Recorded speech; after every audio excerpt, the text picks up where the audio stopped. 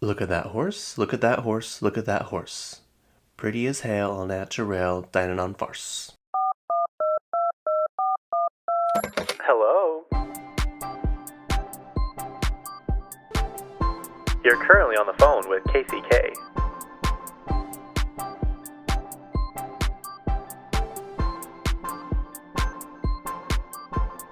Yep, that's me. Well, howdy, y'all. Have you guys ever seen Horrible Bosses 2?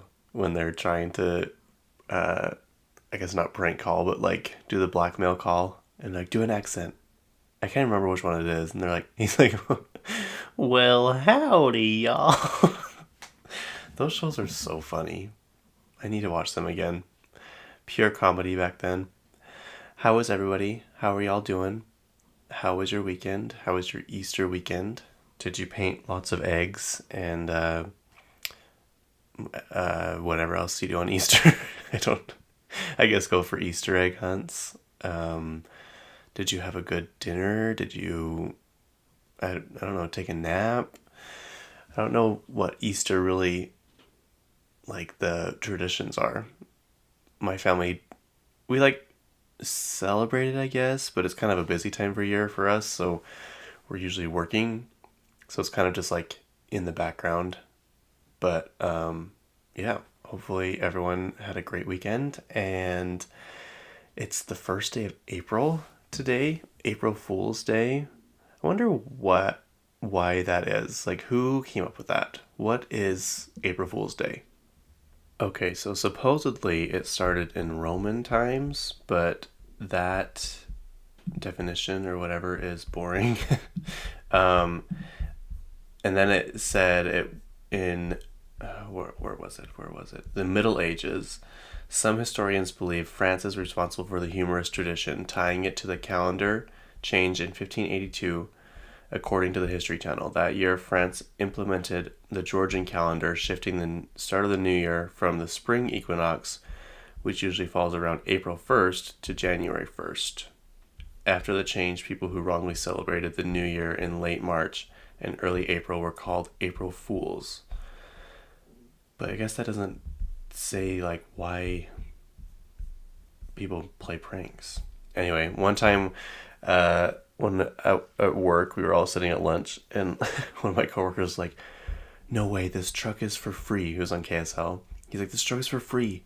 Like that, what's wrong with it? And like he read the description, and it was like from some girlfriend is like, my boyfriend is like a low life scum, I just want to get rid of his stuff, anyone who wants it can have the truck for free. We're like, oh my gosh, you should go get it. That'd be so cool. And then we all realized it was April Fool's, and like you scroll down, and there were tons more of them. So, anyways, happy April Fool's Day. I hope you all fool everyone you want to. Um, yeah, I don't really. Does anybody celebrate it, or is it just one of those days that is there, like Arbor Day? uh, what happened this week? What did I do this week? If anyone is familiar with Zupa's soups and sandwiches, I don't mind it, but my mom like loves it there, so we go quite often. Like we were running errands the other day, and she's like, "All right, next stop we have to go to Zupa's." I'm like, "We have to?" Like that's a must. So we did, and they have this new menu, this new section on the menu. Like they're called health bowls, I think. I think that's like the broad term for them. I think that's what's popular right now, because at Aubergine, if you guys haven't been there, that's really good. They have those. I think at Vessel Kitchen they have those. The closest Aubergine, I guess I'm saying it from where I'm at, is in Orem, but they have them like kind of all over. The closest Vessel is in Sandy by Shields, kind of by Shake Shack, and they're both like health restaurants, but they're really good. Like it's not like gross, weird smoothies and shakes and stuff. Like it's actually really, really good food, and you can tell like they put a lot of thought into it, and it's not cheap. It's a little pricey, but it's definitely worth it. You definitely leave feeling better than when you walked in, instead of most restaurants in America where you leave feeling horrible. Anyway, so I think Zupas is trying to jump on the bandwagon of that. And they have this whole section now. And I got this golden curry bowl. And it had like sweet potatoes and chicken and kale, I think, and rice. And then their golden curry soup. Oh my gosh, you guys, it's so good. It's so good. So I was craving it again. I'm like, So I text my friend Jackson. I was like, do you want to go to Zupa's? He's like, sure. So we did. And I got it again, twice in 1 week. And guess what? It was worth it. 100% worth it. So then after we went to his house, and he works for Apple, so he always is talking Apple talk to me. I'm like, yep, like not even knowing half the things he's saying. He's like, do you have your laptop? I want to see like the back end of like the podcast and like the analytics and stuff. I'm like, yeah, because my computer, compared to his, like, he has no tabs open ever. He has nothing on his like background. Like, I have so many files like all over my desktop. I think I had like, I'm not even joking, 20 tabs open. But I didn't, and Chrome needed to be updated, but I didn't dare do it because I didn't know my login to the podcast. So I didn't dare update it because I didn't want it to go away. And so I'm like, okay. So I bring my laptop in, and he's like, when's the last time you updated your laptop? I'm like, oh, I don't know. I'm sure it's like not very long ago. And he checks. He's like, you were on the first system update that when you bought this computer a year ago. I'm like, oh, silly me. And then he's like, when's the last time you like turned off your computer, like restarted it? I'm like, well, like when it dies, like it just restarts, doesn't it? He's like, no, it just stops everything, and then when power comes back, it turns back on. I'm like, oh, okay. And he looks, he's like, you haven't turned your computer off in 391 days. I'm like, and is that bad? He's like, yeah, you need to turn it off every now and then. I'm like, it's just so much work. So Chrome was so outdated, I had to uninstall it and reinstall the whole application. Anyway, the whole thing worked out well because we figured out my login. And so that's something I was worrying about. It's kind of one of those things that you like try and forget about because you don't want to worry about it. But yeah, that is some of the things I did this week. Oh, and I forgot to tell you all last week, I recorded a podcast with my cousins. They have a podcast called The Amazing Rewatch, and they recap The Amazing Race. They're big Amazing Race fans. And my cousin was looking, I think she wanted to rewatch them all again or something. And she was trying to find a podcast or something to follow along with. I can't remember how it exactly happened, but she couldn't find any. So she's like, to my other cousin, do you want to start this podcast? So they did. It's actually really, really fun. Even if you don't watch the show, like, I don't really keep up with the show like they do. Well, like, I mean, they watch every single episode and I watch them here and there. But it's fun to just listen to them recap. And then they do interesting facts about each country or state or whatever they go to. They've had a few guests on from past seasons, and they posted a photo the other day. My cousin went to Germany, and she posted a photo from one of the, what do they call them, roadblocks or something, one of their challenges they had to do, and the host commented on their photo, and then, yeah, so that's pretty cool. Anyway, this one they're on right now is the family season. And they wanted some of their family members to be on it. So I was on, I think, episode 4. And that comes out this Wednesday. I forgot to tell you last week. I recorded then. But if I don't write it down, it will not get put into your little ears. So, yeah, if you want to listen to that, it comes out Wednesday. And it was pretty interesting. It's pretty fun because I'm very funny and very fun to listen to. But, yeah. You should listen to that and go follow them. Go, you can check out their Instagram page, The Amazing Rewatch. You can follow them on like Spotify, on all those things. So, it's pretty interesting. And I'm on it. So it's my first podcasting appearance on another podcast, so that's exciting. Yeah. Anyway, what else? What else happened this week? Nothing too exciting. Anyway, I guess we should just get right into it. What happened this week in pop culture news? Anne Hathaway is on the cover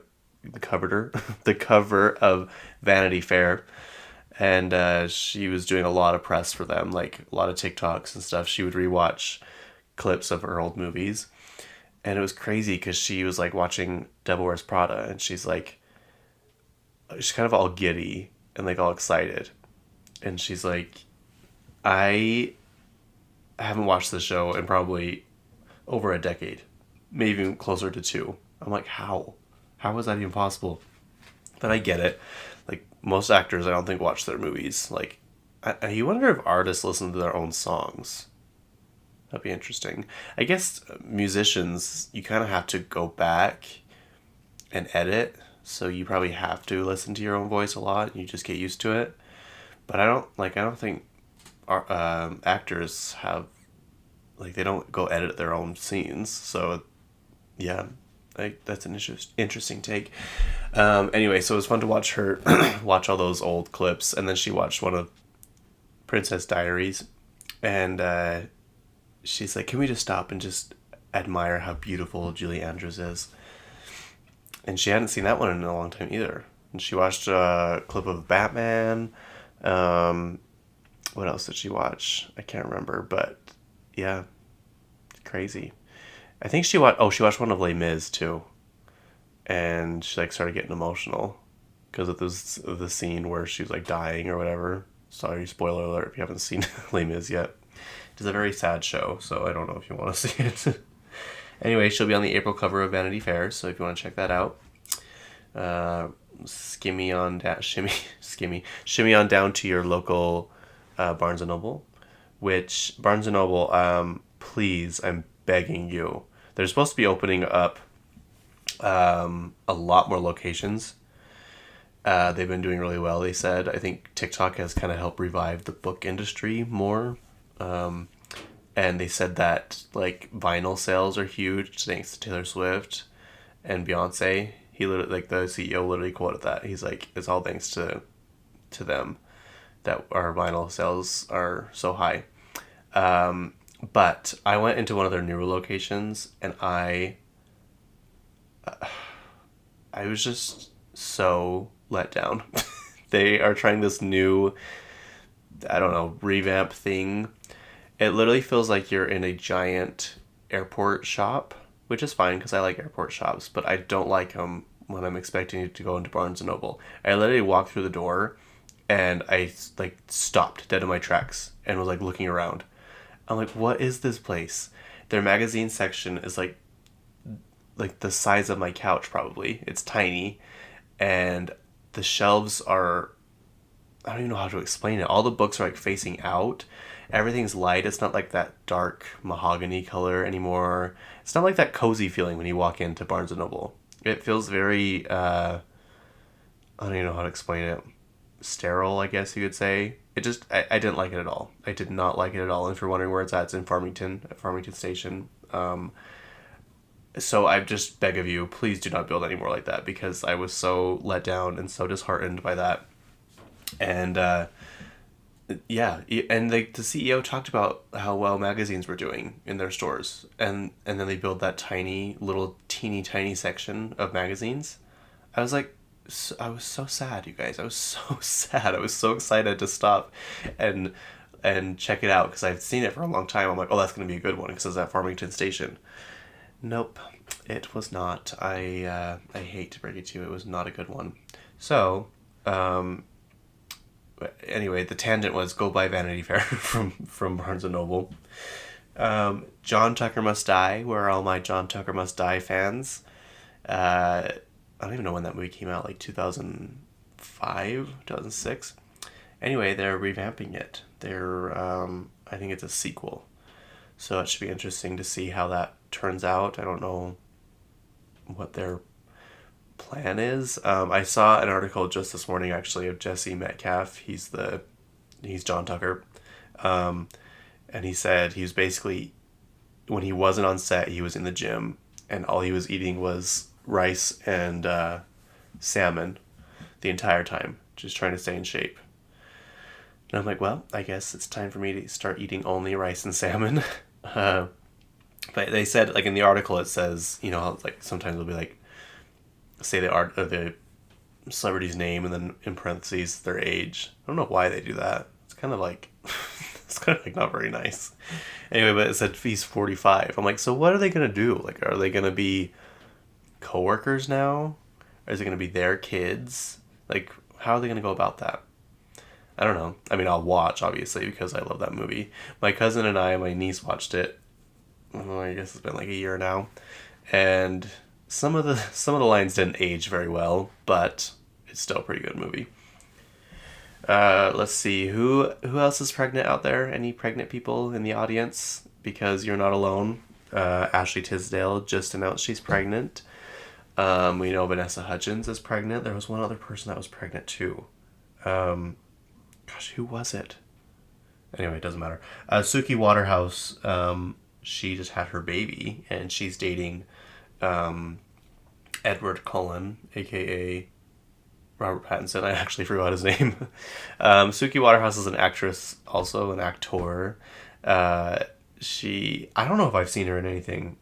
I guess I have, because she's in Pride and Prejudice Zombies. If you haven't seen that one, it's pretty good. I mean, I watched it forever ago, but I remember, like, me and my cousin kind of started watching it to kind of make fun of it. And we're like, that was actually pretty good. So if you are ever wondering if you should watch Pride and Prejudice Zombies, go right ahead. I can't even remember what character she's in that. I can't even remember. I don't even know what that show's about. She's also in Daisy Jones and the Six, which I know is really popular for people. I think it was on Amazon. I don't know what character she plays. She was an Insurgent, and I can't remember. Is that the one that went straight to, like, TV?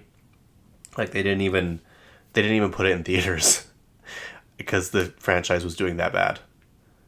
It's crazy because Divergent was huge, I think, and then I don't know if the author got overwhelmed and tried to write a bunch of books too quickly, or if just production didn't do well, because I mean it has a really good cast.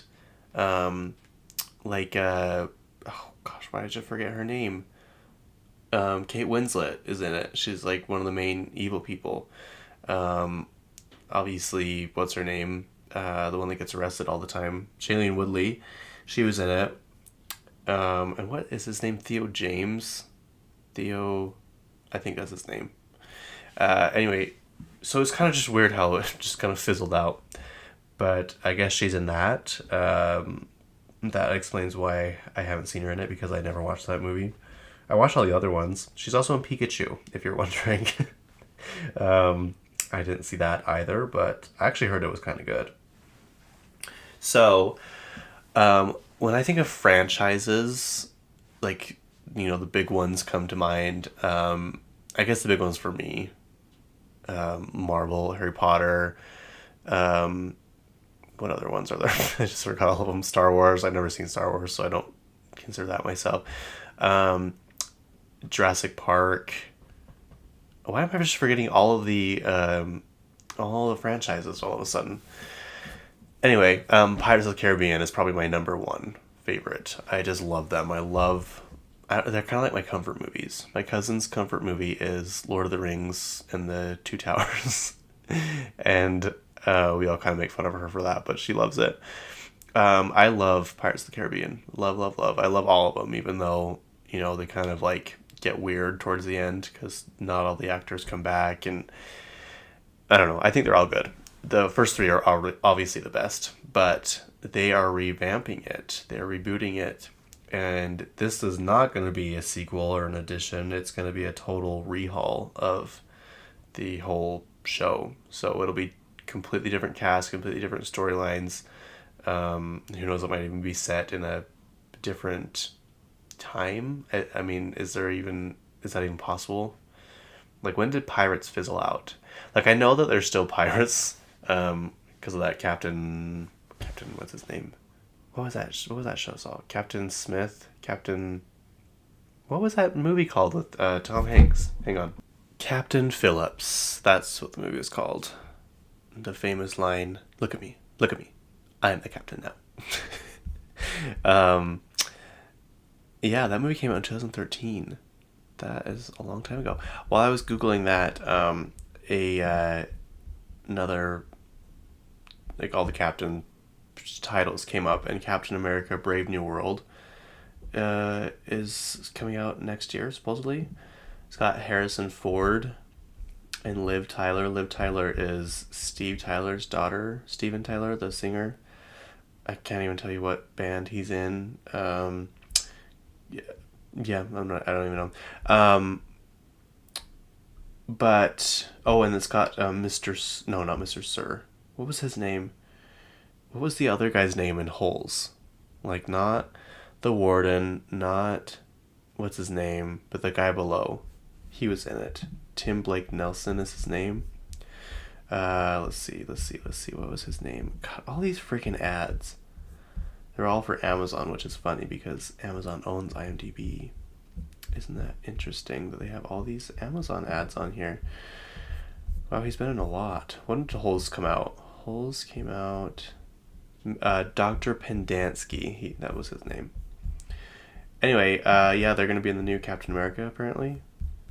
I don't know what Harrison Ford has to do with it. But you wonder how many things are going on behind the scenes that we don't know about.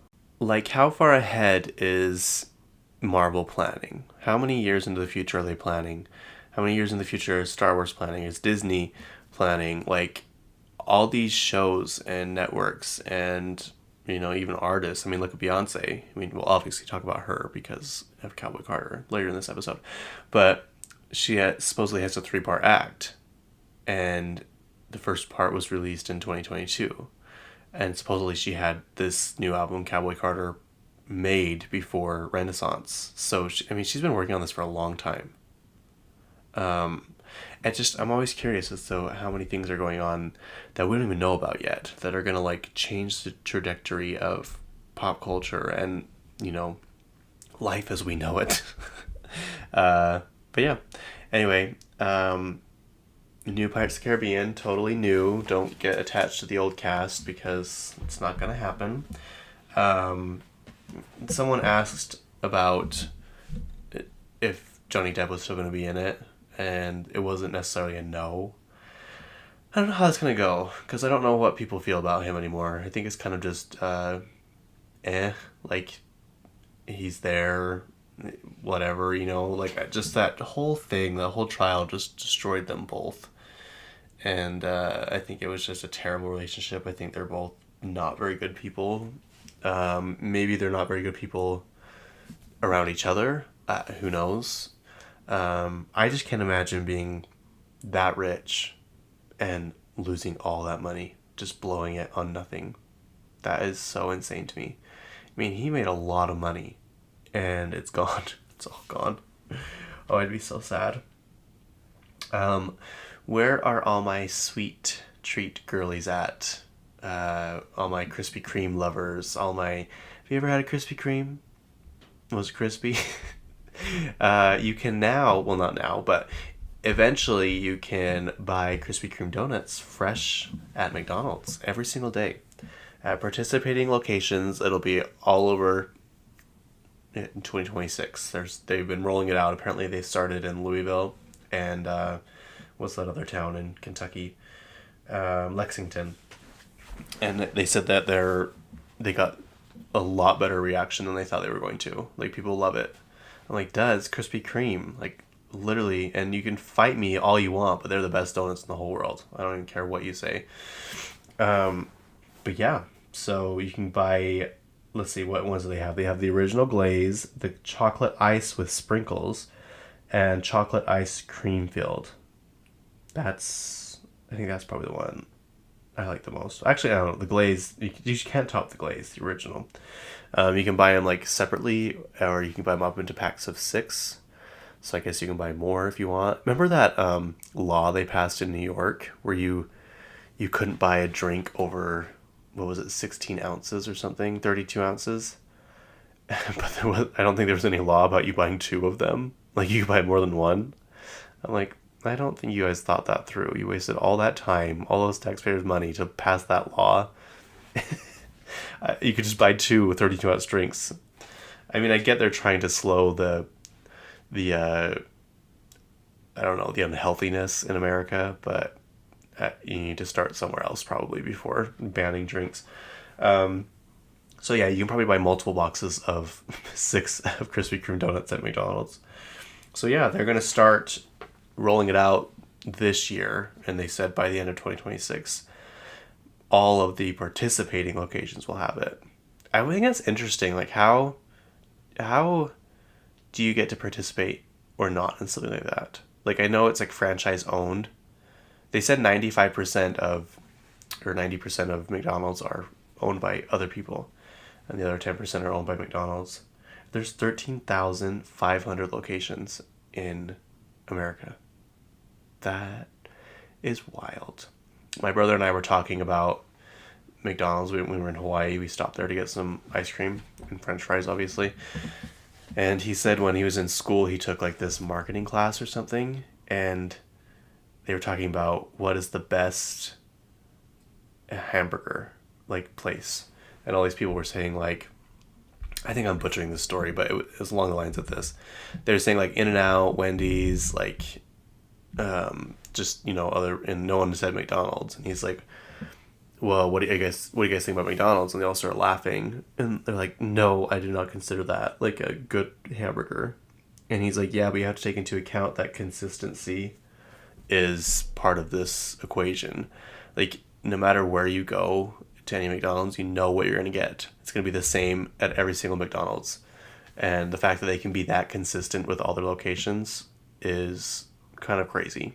And it's true. It's funny because when we were pulling in and we were waiting for our food, I was like, isn't it crazy? I'm in Hawaii and I can order, I know what I'm getting. Like I know exactly what I'm getting from even back home. Like no matter what McDonald's I go to, I know what I'm going to get. I mean, it might not be the best looking, you know, but like the French fries are always going to taste the same. The McFlurries are always going to taste the same.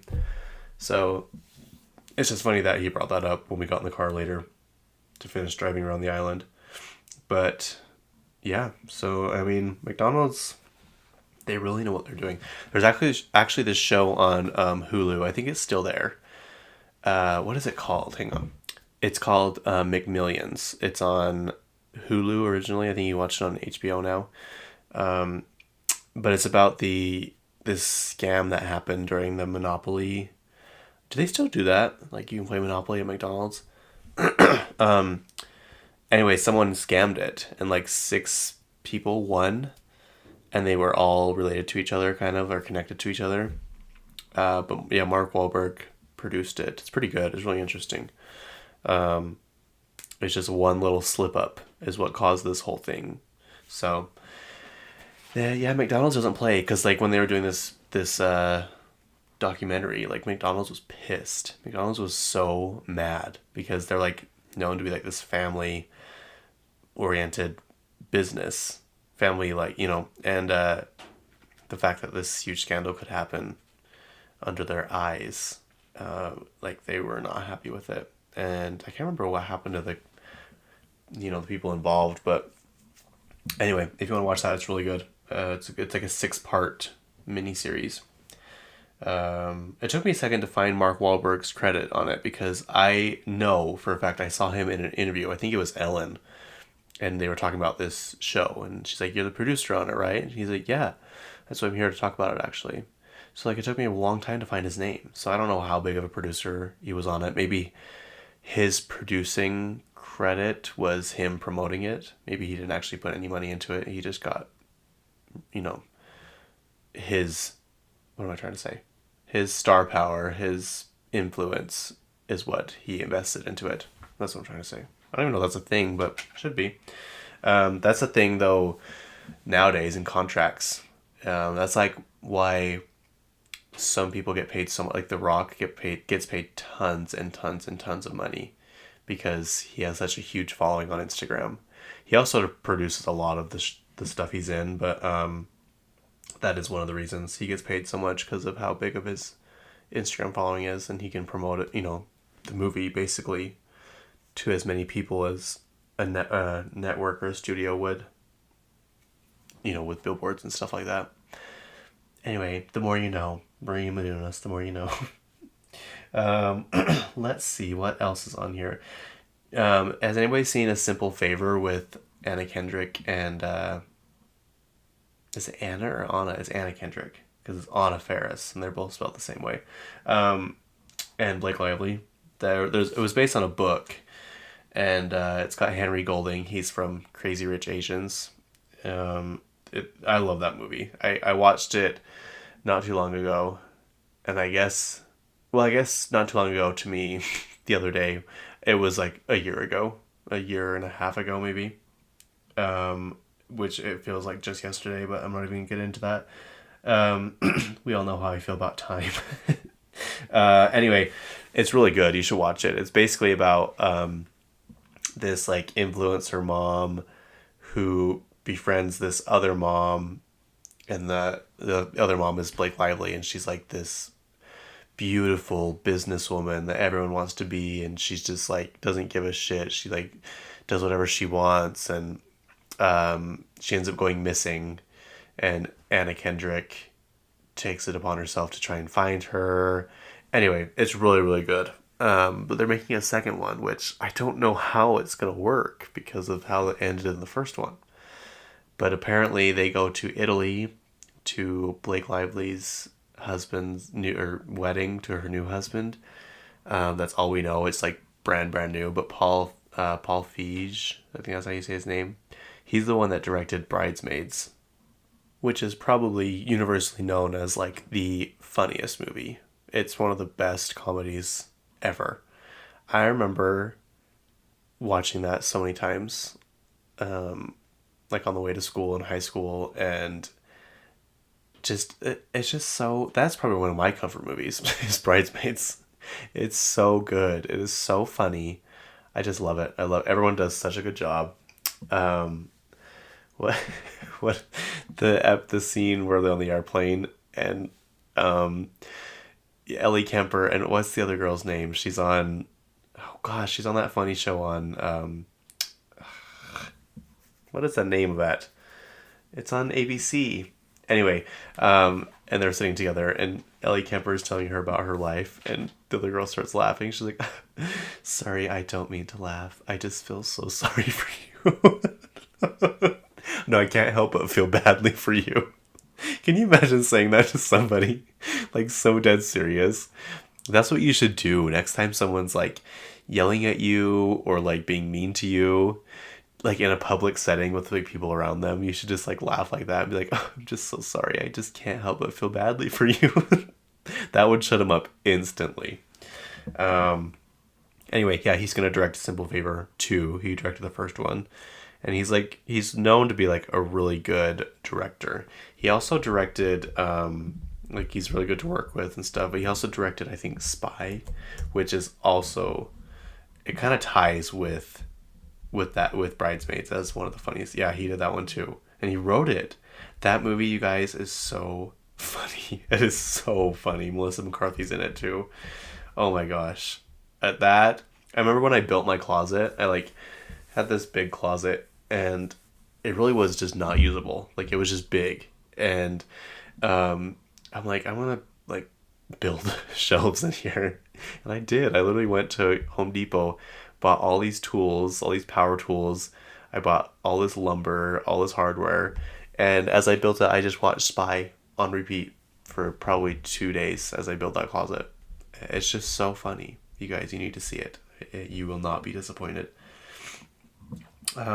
Speaking of disappointing, Gypsy Rose Blanchard is separating from her husband. Wah wah. I mean, we all saw that coming. Like, it's not like a shock. I just can't imagine. And I'm sorry if anyone out there has done this, but what compels someone to write someone in prison? And first of all, how do you find these people? Like, is there like a yearbook of prisoners? Like, you can go look through and see? Like, I don't understand how he found her. Was he in there with her? But I mean, they'd be in separate facilities, wouldn't they? I just don't understand how that happens. I've heard it a couple times where people meet their spouse in prison. What was that other show where someone met their spouse in prison? I just don't know how that would work out. Anyway, she quit social media a couple weeks ago. She I don't know. What does she do? How does she make money? Like, I don't understand what like, does she get a cut of that Hulu show they did? I can't remember what the name of it was called, but it was got Patricia Arquette and what's that girl everyone is so mean to? Catherine would know. She hates her so much. What's her name? Anyway, she's Gypsy Rose. But I like her. I'm not. Don't lump me into those people that are mean to that poor actress. What is her name? Hang on. Let me just find it. She's in the kissing booth. Oh my gosh, her name is like right on the tip of my tongue. Joey King. You guys be nice to Joey King and Camila Cabello. I feel like you guys are all so hard on those two.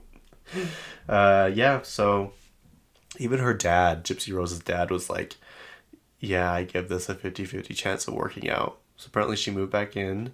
It is just wild to me that this story didn't happen that long ago. It happened like 2014 when she went to prison in 2015. And like, for some reason, this, I guess maybe it was the way they dressed her and the mom dressed, but it seemed like the 80s. It's just so weird to me that it happened so recently. And whatever happened to the boyfriend that killed the mom?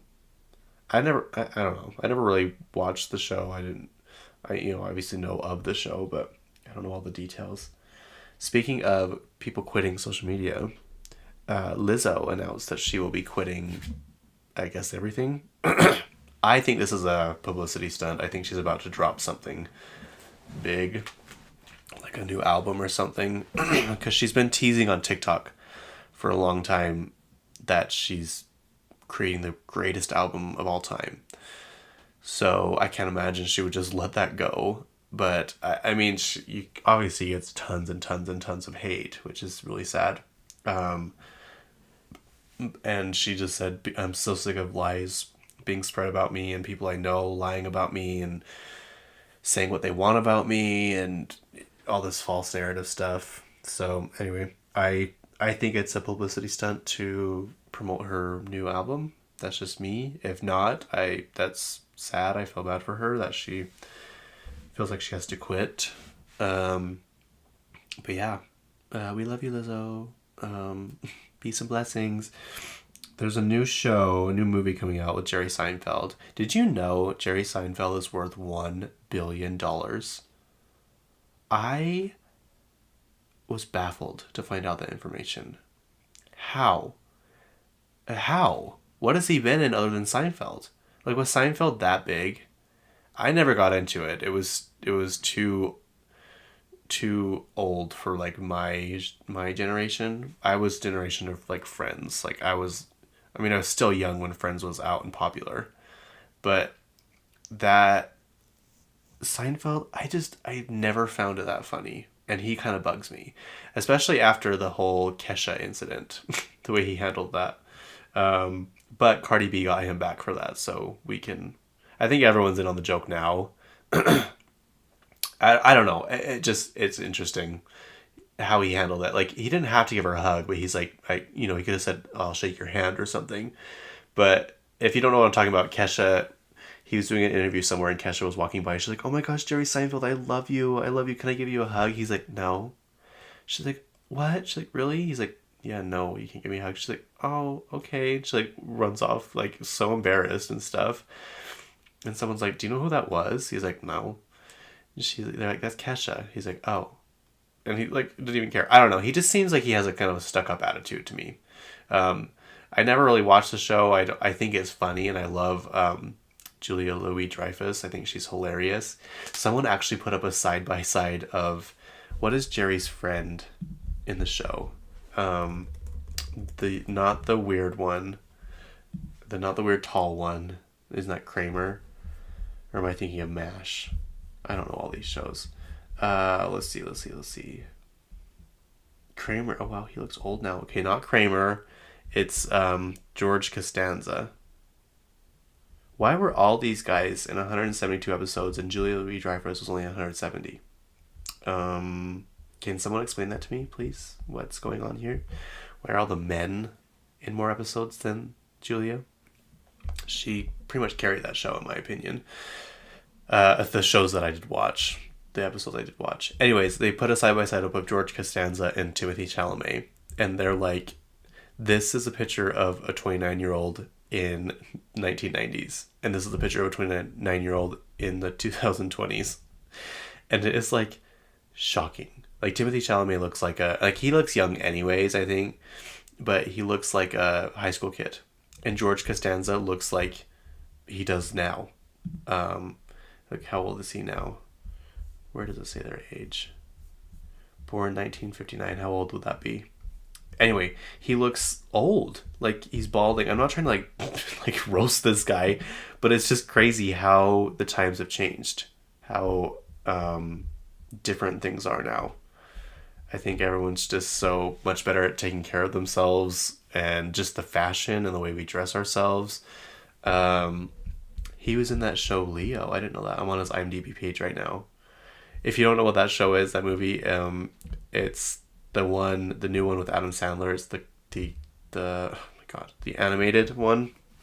But he's like the iguana, the class iguana. My cousin and I were watching that with her little girl, and we were laughing so hard. That movie's so funny. It did not have to go that hard, but it did. So if you want a show to watch with your kids and you want to be entertained as well, Leo on Netflix is a good one.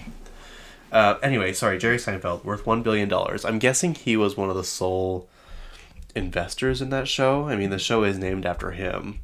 That is so much money. That is so much. And what else has he been in? He really hasn't been in that much. I think he got paid a lot of money for his Netflix special or Netflix show. Wasn't it Coffees and Car with Comedians or something?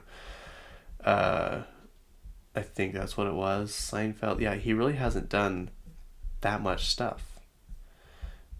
Wait, I don't want that. Sorry, hang on, guys. Hang on. Larry David and Jerry Seinfeld. Larry David, isn't he the guy? Oh, okay. He's on Curb Your Enthusiasm, which I've never seen, but I've heard is really funny. So it's just those two that created the show. So maybe that's why they're so rich. Also, you know, Julia Louis-Dreyfus is like, her family's insanely rich. Like, they are part of the I don't even know how to like describe this, but like, I don't even know what I'm trying to say. Her family is very wealthy. They do something with stocks. Oh wait, maybe I'm thinking of Rashida Jones. Hang on, that's what I'm thinking. They're part of the Dow Jones, Rashida Jones's family. Julia Louis-Dreyfus. Hang on, my mom's gonna get so mad that I don't know this information. Julia Louis. My mom told me I wasn't allowed to yawn on the podcast anymore, you guys. My niece is like, he's not allowed to yawn at 4 a.m. She's like, wow, Kacey, I didn't realize you had such a big fan or loyal fan base. I'm like, yeah, I do. Shout out to my niece Brooklyn for having my back. Okay, how much money did Julia Louis-Dreyfus inherit from her father? Oh my gosh. However, she is due to I don't know why it said that. However, that's how they started the sentence. She's due to receive an inheritance from her father's hefty $4 billion estate, even though she will have to split this money with her 3 siblings and a stepmother. This inheritance combined with her own earnings could push her into the billionaires club. No, but I want to know what her father does. Like what is Julia Louis-Dreyfus an heiress to? The Louis-Dreyfus Group, which is a French company. Okay, here we go. Founded in 1851 by the actress's great-grandfather. Okay, but what is the Louis-Dreyfus Group? Hang on, hold please. What is... I should get like elevator music while I'm Googling stuff. Louis-Dreyfus Corporation. The Louis-Dreyfus Corporation, LLC, operates as a merchant and processor of agricultural goods. The company offers commodities such as grains, oilseeds, rice, sugar, ethanol, coffee, and cotton. Louis-Dreyfus serves customers worldwide. Wow. So that's like Yeah, I mean, I guess it would make sense. What did it say? 1850 something. 1851. So I mean, that's back when like the railroad was where you made all your money, oil, you made all your money, agriculture. So I mean, I guess it checks out. That's crazy. I love her. If you guys haven't seen the New Adventures of Old Christine, you need to sprint to your television right now because that show is so funny, so funny. Okay, back to Jerry Seinfeld. He has a new movie coming out. Sorry, May 3rd, which is, as we all know, the same day that Dua Lipa's album comes out. Radical Optimism, which I found out why she called it that. So in her acceptance speech, we'll get to Jerry Seinfeld, I promise you. I found out why she called it that.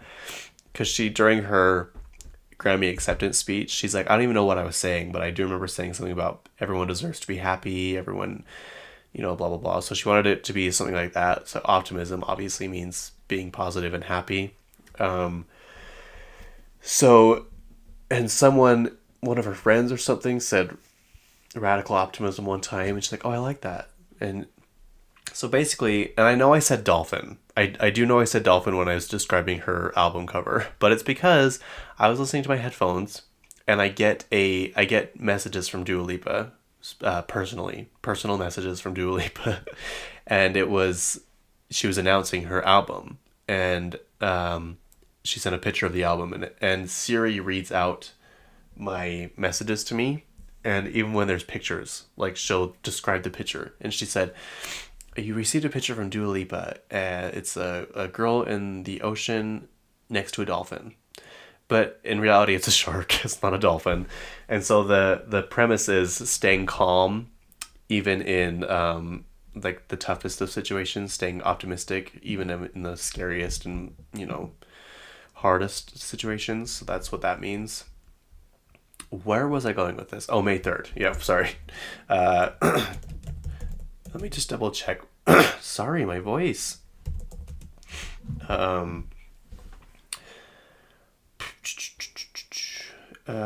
May 3rd. Sorry, I just want to double check. I want to be a professional journalist over here.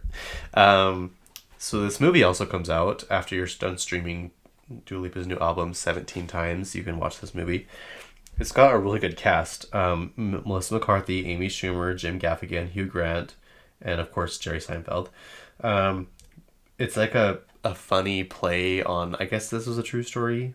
Kellogg's and Post, the cereal companies, they compete to make a cake that could change breakfast forever. So that should be, I'm sure it'll be funny. Having all those people attached to it, it's gonna be funny in some way. Okay, I want to talk about Beyonce, so we gotta hurry. Diddy, I don't really know much about this whole situation. And I know, Micah, I have not watched The Quiet on Set yet. I will get to it. I promise. The guy from Zoe 101, I think his name was Logan, just made a statement about how he had issues in the industry. So I do want to watch that show. I just haven't had time to sit down. Same with the Diddy thing. I don't know much about it. All I know is he's involved in a lot of awful things. And a lot of things are coming to light over the years prior of, him being alive. Cassie, the R&B artist, won a lawsuit against him recently, claiming he sexually assaulted her or something. And she won. And then after all this happened, all these started coming out. Anyway, police and FBI raided his LA house and his Miami house. He conveniently was not home. His kids were, though. Like, he just left his kids there. Supposedly he's on an island somewhere where the U.S. cannot extradite, is that the right word, people who are wanted. Like, there's a law that they made of that island. I don't even know what it is. I don't know why you would make that law. But they can't go after wanted criminals if they're there. So supposedly that's where he is. But also people said they saw his private jet parked in Florida. So no one's really sure where he is. I do know, I think him and 50 Cent have some issues. And so people are like, 50 Cent's been trying to tell us this for how long? Anyway, the moral of the story, Diddy's in trouble. Diddy's not a good person. He's a terrible man. So, which is unfortunate. It's so sad that Kesha's TikTok song will not be the same anymore. I wonder if she'll try and change it. I wonder if she'll try and, she didn't change the Jeffrey Dahmer lyrics, though, in Cannibal, which I don't think it's that bad. I'm going to just totally be honest with you. It's also in Katy Perry's song. Juicy J sings about it. I mean, lots of people sing about it. So I just don't think it's that bad. This one might be a little different, I think. I don't know. They're both terrible, terrible, awful things. So who knows? But we'll never be able to listen to Wake Up in the Morning Feeling Like P. Diddy. That song, when I tell you it changed the chemicals in my brain, like, she came out swinging for her first single. That song was so good. I love songs that are just, you instantly know, oh, this is a song. This is a good song. Just Dance by Lady Gaga, I Kissed a Girl by Katy Perry. Like, just those songs, those old ones that just hit the first listen. You didn't have to listen to them a bunch of times to get it. But speaking of songs you have to listen to a lot to get it, Beyonce's songs have a lot of meaning stitched into them. So this new album, Cowboy Carter, I'm sure you're aware, I have not been able to stop listening to it for the past 3 days. And today I will continue to keep repeating it. I probably listened to the full album 4 times a day for the last 3 days. I'm not even joking you. I love it. I love it from start to finish. I think it's so good. Obviously, I have my favorites. The Two Most Wanted with Miley Cyrus. Are you kidding me? Are you actually kidding me right now? I was thinking the other day at work, I was like, what would be crazy if Miley Cyrus was on Beyonce's album? Because they're both on the same label. And I'm like, no, I doubt, that's not going to happen. Whatever. You're just dreaming. It happened, you guys. I was correct. I was right. I was right. And that feels so good to say. This is like the collaboration everybody didn't know they needed. Like, I just love this song. The way they harmonize together, the way, I don't know, just the ballad. Oh my gosh, you guys, this song is so good. It's so good. Daughter, I love Daughter. I can't really relate to it, but I just love Colder Than Titanic Water. I love the Italian opera she starts singing. I love the beat of the song. Like, are you kidding? Are you kidding right now? Just the amount of thought. And Beyonce is known to have tons and tons and tons of people work on her albums. But it obviously pays off. She obviously has like the main thought in her head. And then she collaborates with these really genius songwriters to come up with this stuff. So she has several collaborations on this album. Dolly Parton, obviously. She does her own version of. If you guys haven't listened to it, you should. But I'm sure everyone has that's listening to this. She sings Jolene, but it's not like it's the same tune, but she changes the lyrics up. It's not "Please Don't Take My Man." She's like, "You're not gonna take my man. Like, stay away from my man." So it's like the reverse of how Dolly Parton sings it. So let's see. She has Tanner Adele, Brittany Spencer, Tierra Kennedy, and I can't see the rest of that. Show credits. Tierra Kennedy. I don't know who that is. I don't know who any of these people are. But so Blackbird was the song from Paul McCartney, and John Lennon was from the Beatles. So she took that and kind of made it her own. She has her daughter, Rumi Carter, Willie Nelson. I think I love his little intros, his little whatever they are, interludes. Linda Martell, she's the first. I read this somewhere. Let me pull it up. Let me get my little notes.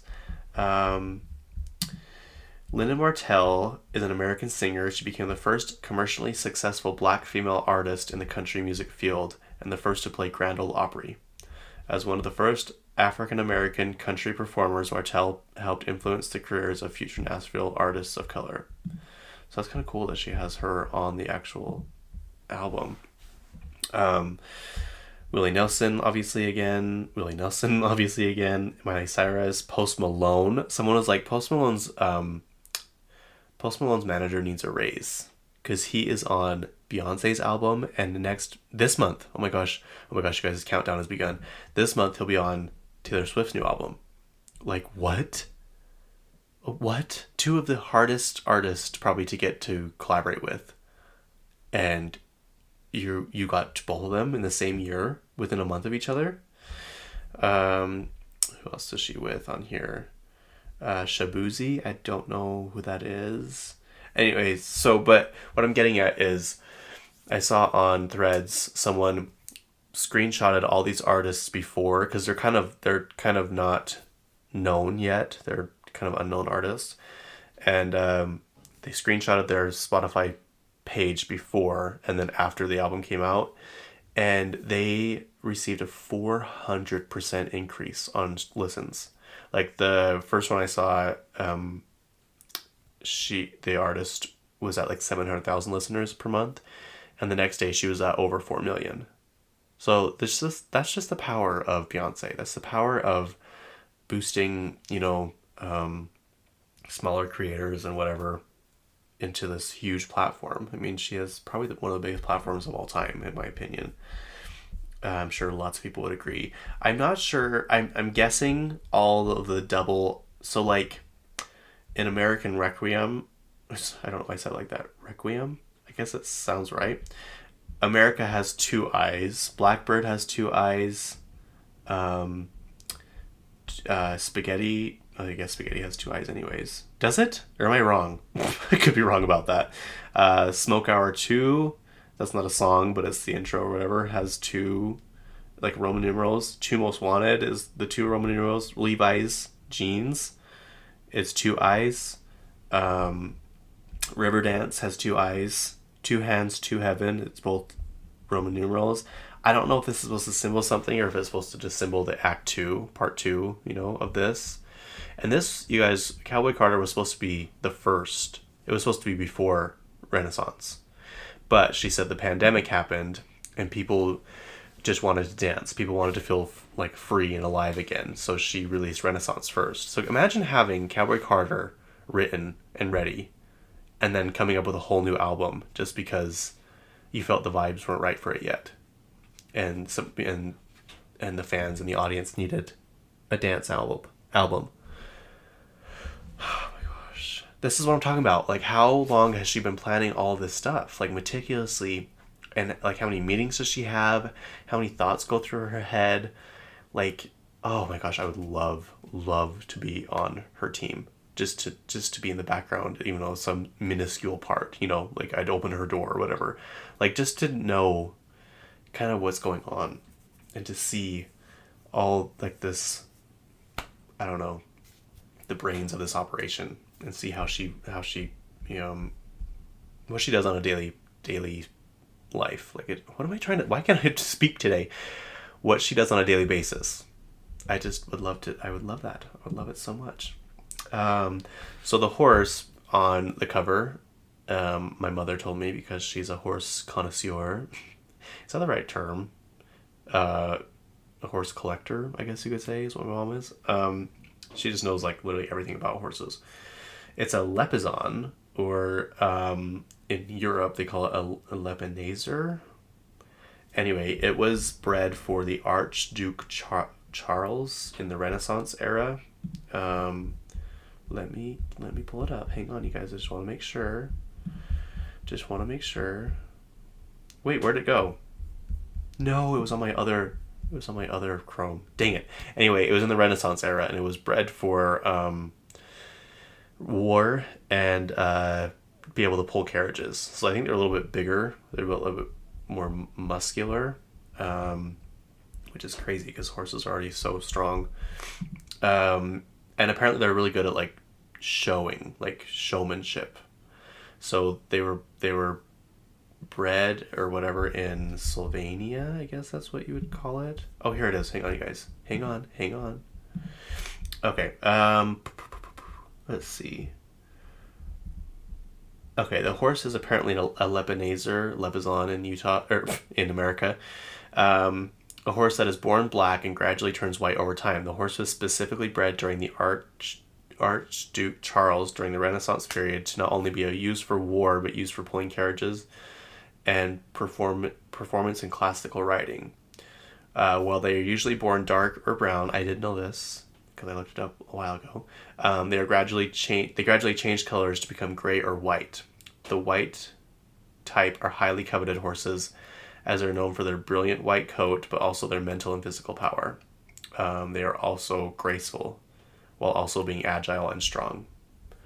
So there you go. A lot of people thought it was Blue Jeans from Hannah Montana, Miley Cyrus's horse, and I'm like, you guys, that is not even the same horse. They put it side by side, the album cover and then Blue Jeans. I'm like, that is not even the same horse. And I'm like, surely no one's believing this. And so I went to the comments. Oh my gosh, so many of you are so gullible. Like, that is not... They thought it was real. And then they said Beyonce borrowed this horse from Miley after she helped Miley get revenge or something on Liam. But sadly, Blue Jeans passed away just a day before the album came out. And everyone's like, oh, rest in peace, Blue Jeans. And I'm like, you guys, come on. What are you doing? Like, oh my gosh. Yeah, and I googled it. It didn't say anywhere that Blue Jeans was dead. And it's not even the same Blue Jeans that they use in the movie, in the movie. It's a different horse, you guys. It's not the same horse. Stupid. Anyway, should I tell you my favorite songs of... Oh, first of all, so there's an album cover, like a alternative one, and Beyonce's wearing a sash, and it spells Beyince. And I was like, that's weird. So a lot of people are thinking that was going to be the original title, and they scrapped it for this for some reason. But I did some more research, and apparently that is... So Beyonce's name is her mom's maiden name. Her mom's name is Celestine, I think is her name. Hang on, let me pull it up. Oh no, did I get rid of it? No.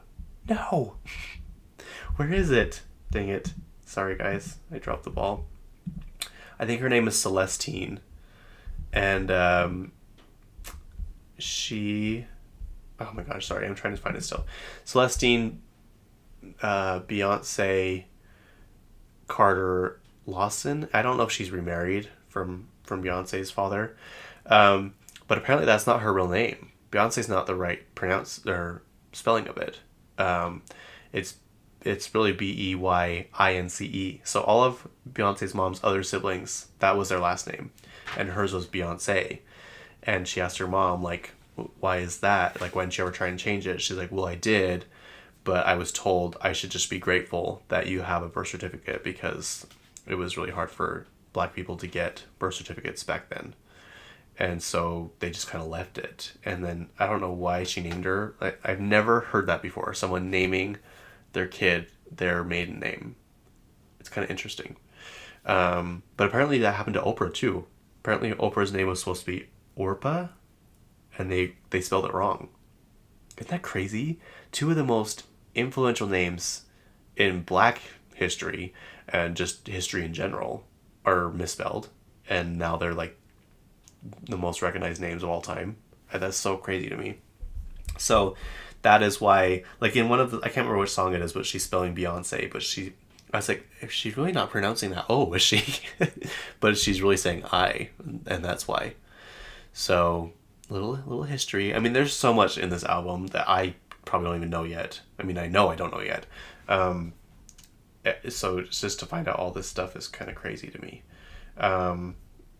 Okay, I will end on my favorite songs. There's a lot of them. There's 27 songs. I mean, I think there's 4 interludes in it. So, I mean, 23 songs. But please bring back this. Like, Dua Lipa's new album, I'm so excited for it. It has 11 songs. I'm like, Dua, please. Dua, you wrote 98 songs for this album. Surely not all of them were that bad. Like, you could have added more. Please. Like I remember Shania Twain, when her Up album came out, it has how many songs on it? It has over 20, I know that. But I'm like, why are people skimping on music nowadays? Like, artists albums are so short. And it's so frustrating. Why isn't Shania Twain's Up coming up right away? I'm so annoyed about that. Hang on. Oh my gosh, you guys, I'm so sorry. This is so embarrassing. Oh, there it is. I just want to see how many songs it has on it because it's such a good album. It's such a good album. It's not even in her popular releases. What? That is so crazy. Show all. No, I don't want that. Oh my gosh. Albums. What is going on? Why can't I find all of her albums? Okay, I'm so sorry, you guys. Anyway, it has over 20 songs on it. And that's just, please just bring it back. Please just bring back albums with lots of songs. I'm so tired of these mini, tiny little albums. Bring back full albums again. I'm talking to you. I guess Taylor Swift does. I can't speak on her. I'm talking to you, Miley. I'm talking to you, Dua. I'm talking to you, Olivia. Like, please, we beg of you. I mean, Morgan Wallen, his song, I think one of his albums has like 36 songs on it. And his record was like, I wouldn't do that. You know, that's not a good idea. But he still did it, and he's one of the most successful artists right now. So it obviously works when people want that. Why wouldn't we want that? We wait how long? We wait like 4 or 5 years for you guys to release 10 songs? Like, come on. let's be a little bit better than that. So, like, of course we want as much as we can get from people we like, adore and look up to. Okay, we'll list my favorite songs off, and then that'll be time to leave you guys for the rest of the week. Obviously, Two Most Wanted by Miley Cyrus. Daughter, I love. I really can't relate to it, but I freaking love it. Spaghetti, I added that to my gym playlist. That is like going to be a fun one to walk on the treadmill to.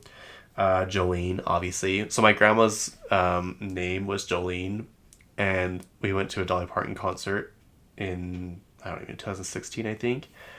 And we were on our way there, and I'm like, I hope she sings Jolene. She's like, yeah, me too. And she's like, I love that song, but I would never take anyone's man.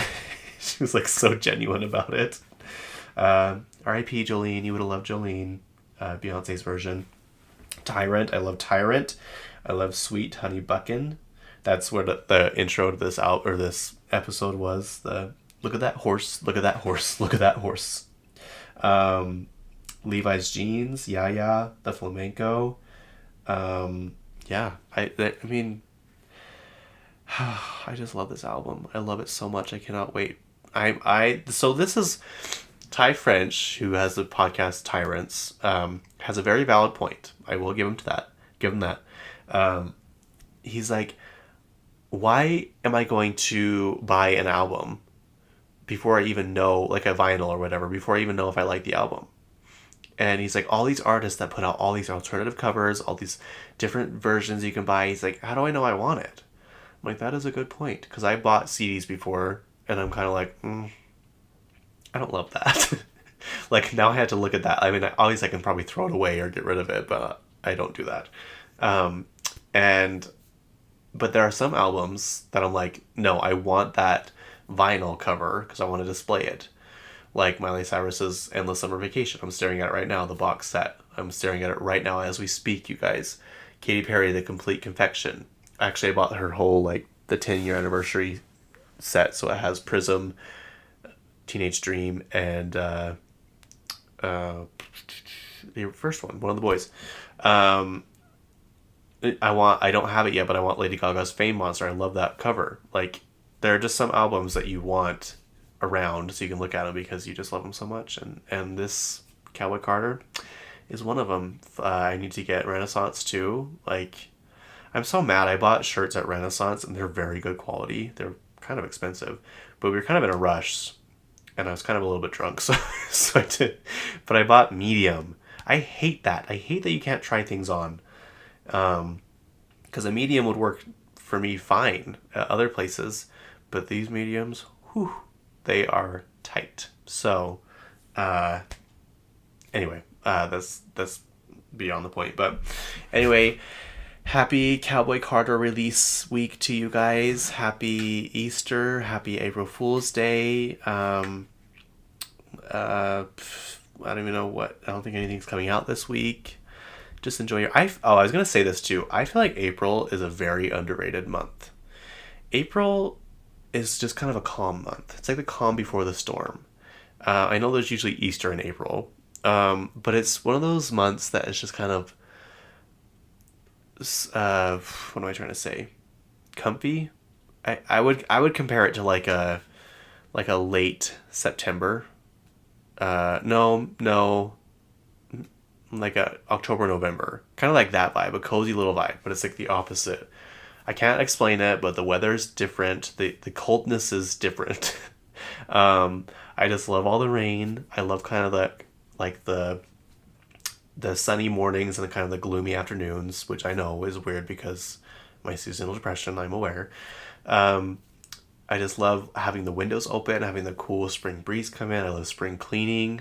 I haven't spring cleaned in a decade, so I don't know, but I just love the thought of that. I love the fresh start. I love the optimism in the air.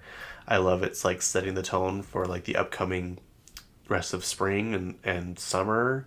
I just feel like we need to appreciate April more, and I need to say it on this podcast, and I need to leave that with you guys. I almost said in the name of Jesus Christ, amen. Anyway, have a great, great week. Thank you for listening. And also, don't forget to look at that horse.